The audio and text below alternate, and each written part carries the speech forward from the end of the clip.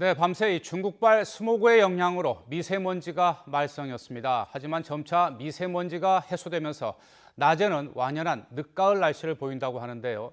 강원 산간에는 눈 소식도 있습니다. 자세한 날씨 상황 과학기상팀의 유다연 캐스터와 함께 알아보겠습니다.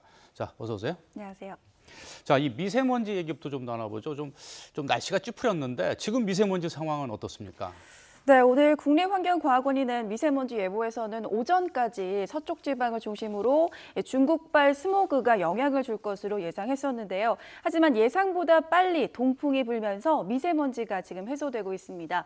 여기에 고맙게도 지금 바람도 다소 강하게 불고 있어서 미세먼지를 밀어내고 있는데요. 우리나라는 어제 저녁부터 중국발 스모그가 유입되면서 오늘 새벽 2시에는 서울의 미세먼지 농도가 세제곱미터당 117 마이크로그램까지 치솟아서 주의수준까지 올랐습니다.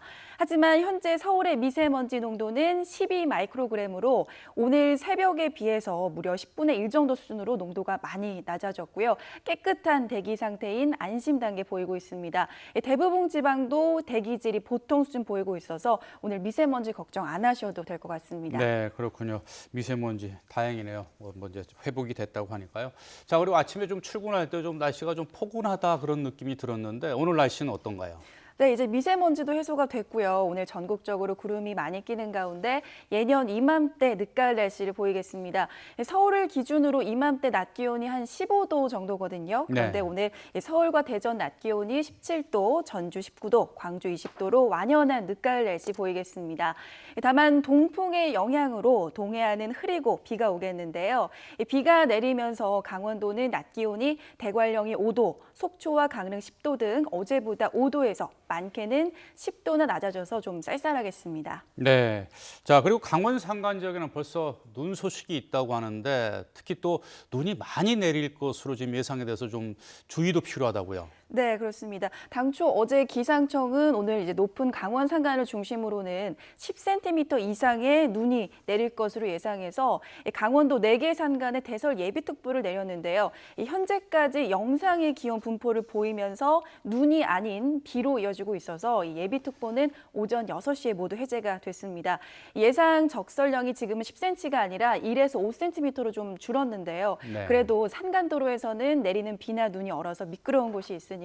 휴일을 맞아서 이 지역으로 가는 분들은 월동장구 꼭 챙기셔야겠고요. 사고 없도록 교통안전에 각별히 유의하셔야겠습니다. 네. 자, 그리고 이제 이번 주 좀 날씨 전망을 해보죠. 주 초반에 비가 내린다고 하는데 그럼 또 비가 내린 뒤에는 또 추워지나요? 네, 맞습니다. 사실 이번 주말 동안은 좀 예년보다 포근한 늦가을 날씨 지금 보이고 있잖아요. 네. 그런데 이번 주부터는 날씨가 급변합니다. 내일 오후에 경기 북부와 영서 북부, 또 충남 서해안에 비가 시작돼서 밤에는 대부분 지방이 확대되겠는데요. 이 비가 추위를 몰고 옵니다. 이 준비한 그래픽 함께 보시죠. 네.